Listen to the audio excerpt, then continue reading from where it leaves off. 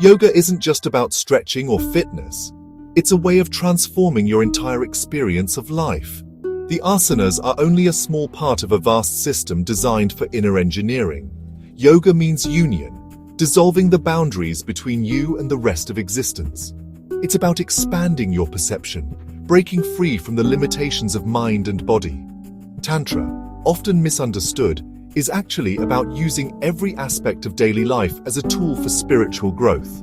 You don't need to escape the world. You can turn every action, eating, working, breathing, into a step toward ultimate union. When yoga and tantra merge, life itself becomes the practice.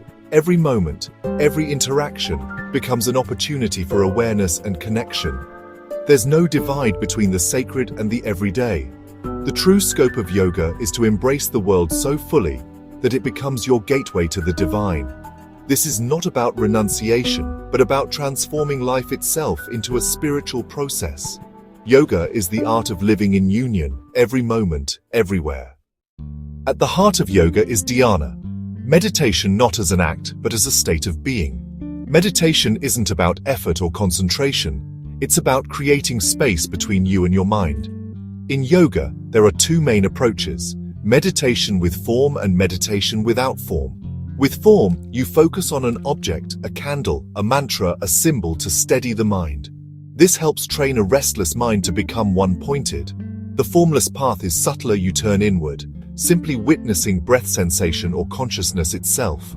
This requires stability, as the mind has nothing to grasp. Both paths aim for the same goal: inner stillness and clarity.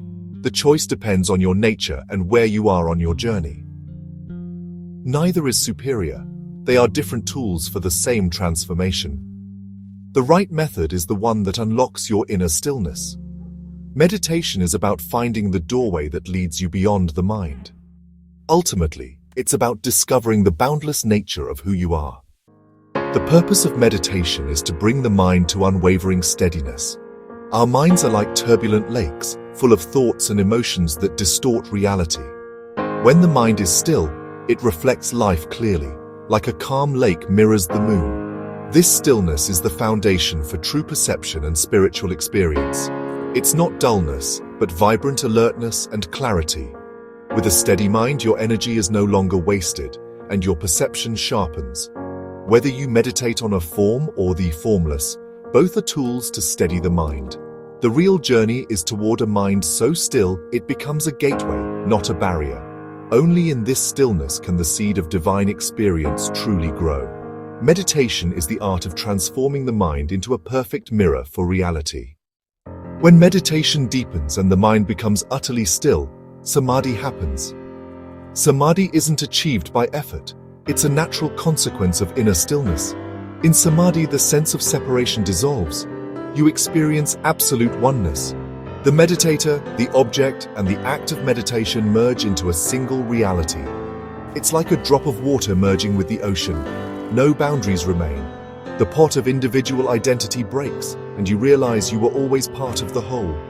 This is the ultimate union yoga points to. In this state, fears and limitations born from separation fall away.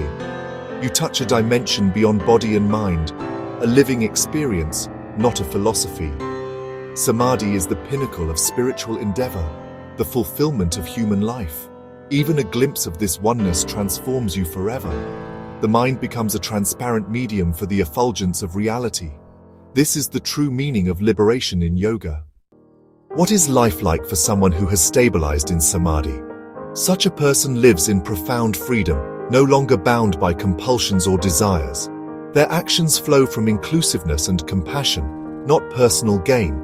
They may be active in the world, but remain inwardly untouched, like a lotus leaf in water. Rituals become unnecessary. Every moment is a divine offering. They see the sacred in all of existence, not just in temples or rituals. Their joy is intrinsic, not dependent on circumstances. They act from the light of their own consciousness, not from rules or fear. A realized being is a living embodiment of the divine, moving through life with grace. This is the freedom and fulfillment that yoga ultimately offers. The spiritual journey is like a ladder, each rung a stage of maturity.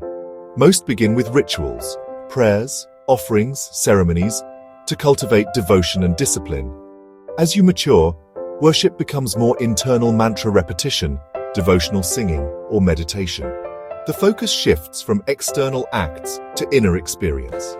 Meditation is a major step, turning attention inward, seeking the divine within. The highest worship is simply living in unwavering love and devotion.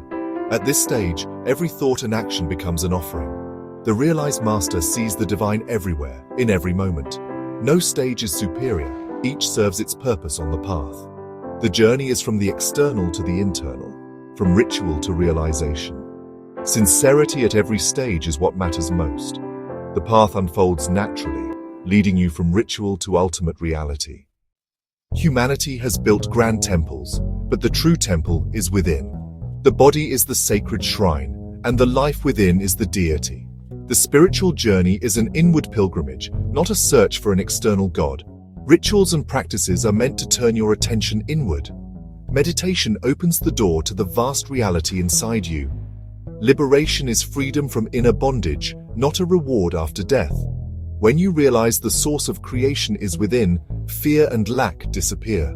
The goal is to make your body and mind a living temple for the divine. You become a walking source of grace and light. The greatest treasure is found in the silent depths of your own being. Look within for liberation.